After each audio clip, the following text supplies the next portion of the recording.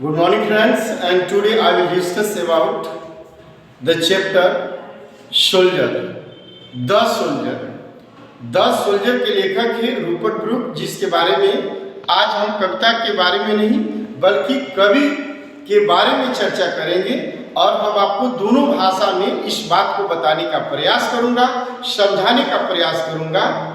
जैसा कि हम जानते हैं कि रूपर्ट ब्रूक इंग्लैंड के रहने वाले थे, जो सबसे खूबसूरत व्यक्ति थे, सबसे आकर्षित करने वाला पर्सनालिटी था। वह पर्सनालिटी रूपर्ट ब्रूक का था।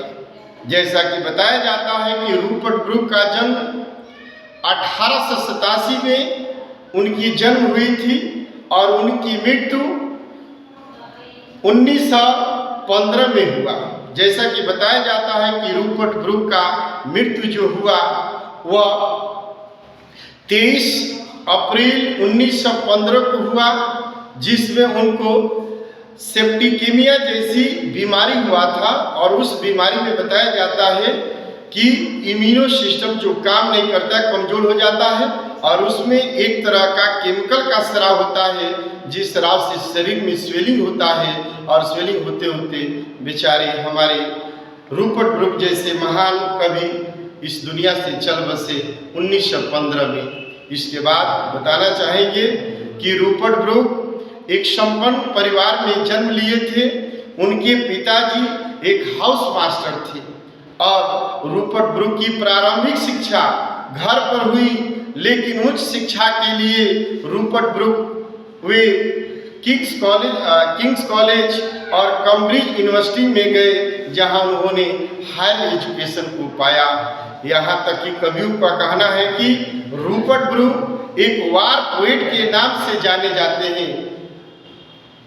रूपर्ट ब्रूक एक वार पोएट के नाम से जाने जाते हैं और प्रथम विश्व युद्ध के दौरान उनमें अर्थात रूपर्ट ब्रूक में बाबू देशभक्ति की भावना विकसित हुई। और उन्हें हम एक देशभक्ति की भावना का मतलब होता है कि जो अपने राष्ट्र के प्रति, अपने राष्ट्र के लिए, अपने देश के लिए तन मन धन से समर्पित हो जाता है, वह व्यक्ति में राष्ट्र भावना कूट कूट कर विकसित हुई। यहाँ तक कि बताया जाता है कि रूपर्ट ब्रूक अपनी मातृभूमि के प्रति अपनी भावनाओं को व्यक्त करते हैं। वे कहते हैं इस कविता के माध्यम से, अर्थात सोल्जर जैसी कविता के माध्यम से रूपर्ट ब्रूक यह व्यक्त करना चाहते हैं कि जिस भूमि ने मुझे जन्म दिया, जिस भूमि ने मुझे चलना सिखाया, जिस भूमि ने मुझे समाज में एक मान सम्मान दिलाया, जिस भूमि ने मुझे समाज में उच्च मान सम्मान प्रतिष्ठा सब कुछ दिया, मैं उस भूमि का ऋणी हूँ।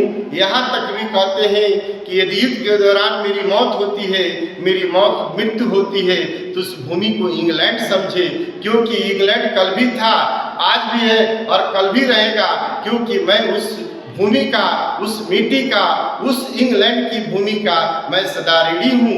इसी भक्ति भावना से अपनी भावनाओं को उस राष्ट्र के प्रति अपनी भावनाओं को व्यक्त करते हैं इस कविता के माध्यम से। Thank you. यह भाषा हिंदी में हमने दिया, अब इसको अंग्रेजी में भी मैं एक वीडियो बनाया हूँ, जिसको आप अंग्रेजी में रूपर्ट ब्रूक के बारे में आप सुन सकते हैं। Thank you.